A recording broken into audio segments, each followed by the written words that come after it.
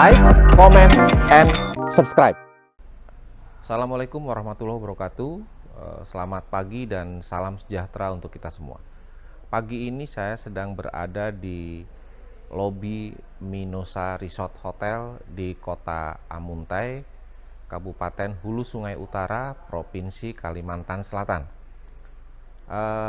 Outfit atau jas yang saya pakai adalah didesain dan diproduksi oleh Harry Taylor yang lokasinya berada di Jalan Pramuka, Kota Banjarmasin, Kalimantan Selatan. Bagi sahabat sudut pandang yang ingin membuat jas atau celana atau kemeja, silakan menghubungi Harry Taylor karena jahitannya rapi dan desainnya bagus-bagus. Baik sahabat sudut pandang, kita jumpa lagi pada pagi hari ini dalam sesi sharing saya untuk sahabat sudut pandang yang akan membedah topik berdamai dengan rasa malu. Oleh karena itu, jangan lewatkan sharing ini, tetap pantengi channel YouTube Sudut Pandang Ade Harsono dan saksikan berikut yang akan lewat. Cekidot. Dengan mas kawin 20 gram emas batangan dibayar tunai.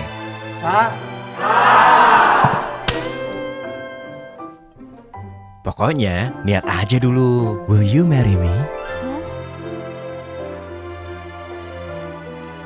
Niat ngomong ke calon mertua. Saya ingin serius sama Rani, Om. Ayo kita tentuin tanggalnya. Niat nyiapin semuanya berdua.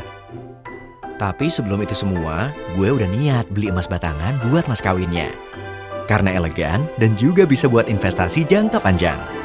Gue cicil di Pegadaian Digital. Prosesnya mudah dan aman. Tinggal klik, cicilan tetap dan terjangkau. Pokoknya niat aja dulu. Kalau gue aja bisa, masa lo enggak? Kalau udah niat, langsung aja cicil emas batangan di Pegadaian Digital. Sahabat sudut pandang, dalam kehidupan sehari-hari kita akan banyak mengalami permasalahan hidup. Kenapa topik berdamai dengan rasa malu ini yang akan saya sharingkan? Oleh karena itu, supaya kita bisa berdamai dengan rasa malu, hal yang pertama yang dilakukan adalah membuang pikiran-pikiran negatif kita. Jadi pikiran-pikiran negatif yang ada dalam diri kita akan bermunculan dan biasanya akan mempengaruhi aura diri kita dan menjadi aura negatif, sehingga tidak tertutup kemungkinan akan membuat perilaku yang negatif. Oleh karena itu, ketika pikiran-pikiran negatif apapun itu, supaya segera disingkirkan sehingga kita bisa berdamai dengan rasa malu.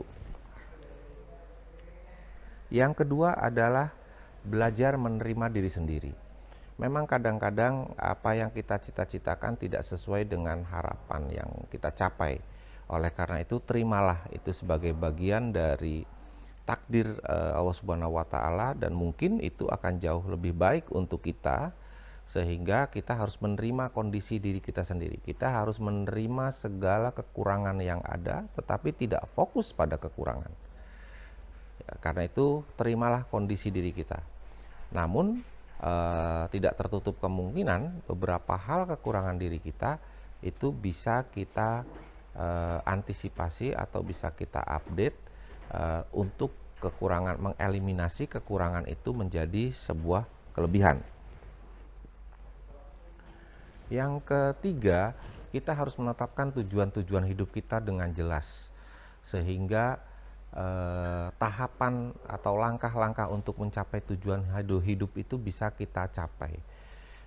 Kalau kita menentukan tujuan hidup itu sendiri tidak jelas, maka tahapan atau langkah-langkah yang kita lakukan itu tidak jelas juga. Oleh karena itu, tentukan tujuan hidup kita. Yang bisa menentukan tujuan hidup kita itu bukan orang lain, tetapi oleh kita sendiri. dengan segala kemampuan yang ada dalam diri kita, dengan segala kelebihan yang ada dalam diri kita, dan dengan segala kekurangan yang ada dalam diri kita. Yang berikutnya adalah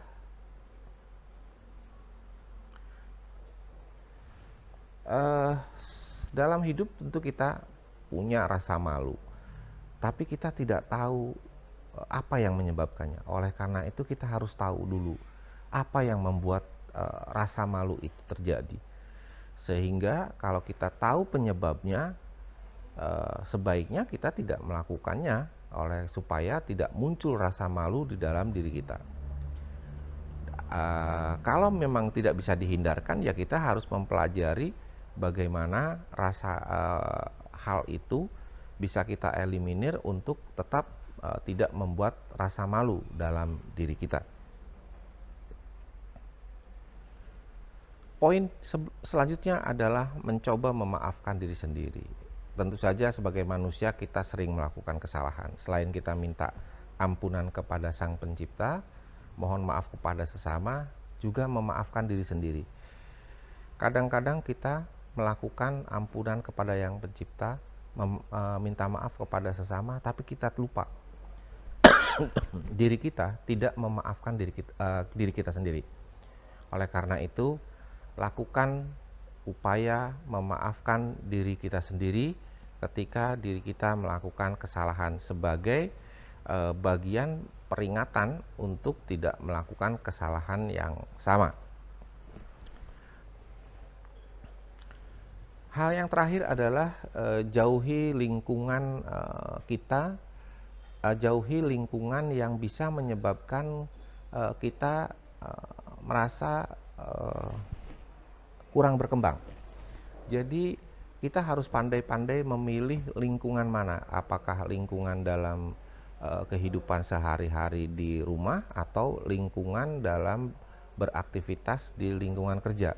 Oleh karena itu kita harus memilih lingkungan yang membuat kita berkembang lebih baik lagi. Jangan memilih lingkungan yang membuat kita tidak berkembang. Hal yang lain, tadi sudah saya sampaikan, kita harus mengetahui kekurangan, juga harus mengetahui kelebihan yang ada dalam diri kita. Tapi yang harus dipentingkan adalah fokus kepada kelebihan. Supaya apa? Supaya kita bisa melakukan aktivitas-aktivitas positif untuk pengembangan diri kita. Hari ini harus lebih baik dari hari kemarin. Hari esok harus lebih baik dari ini. Jadi progresnya jelas. Setiap hari ada progres peningkatan kualitas hidup kita, ada progres peningkatan pola kinerja kita, ada progres peningkatan kebahagiaan kita. Supaya kita terus mempunyai progres, maka kita harus fokus juga kepada kelebihan kita. Nah, sahabat sudut pandang, sebelum kita teruskan, maka kita saksikan hal-hal berikut ini. Cekidot.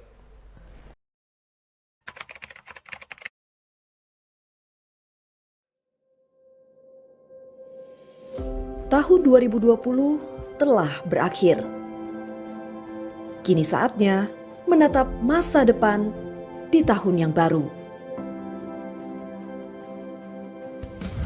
Mari bertransformasi dan melangkah maju dengan penuh optimis. Mulailah menata dan merencanakan aktivitasmu waktu demi waktu untuk mewujudkan tujuan sesuai harapanmu.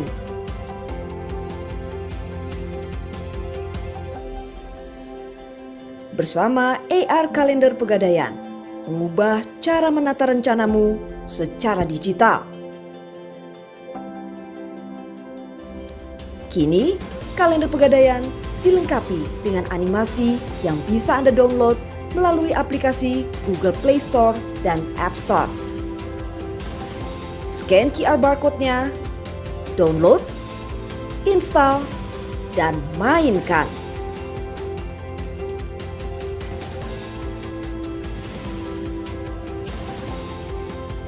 Ikuti perkembangan zaman dan raih masa depan. Ingat pesan ibu dengan selalu memakai masker, mencuci tangan, dan menjaga jarak. Masuki tahun baru dengan kebiasaan baru dan semangat baru.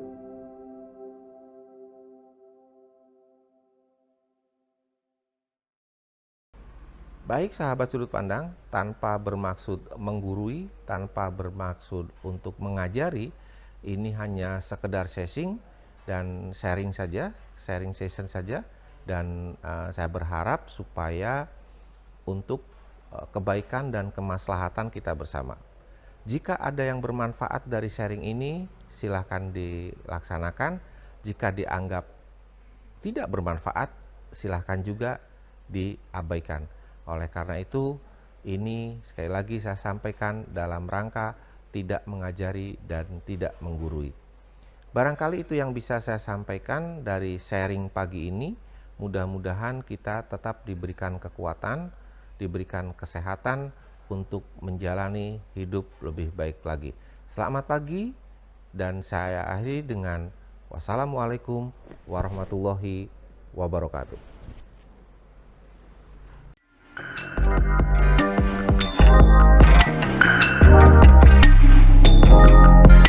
Like, comment, and subscribe.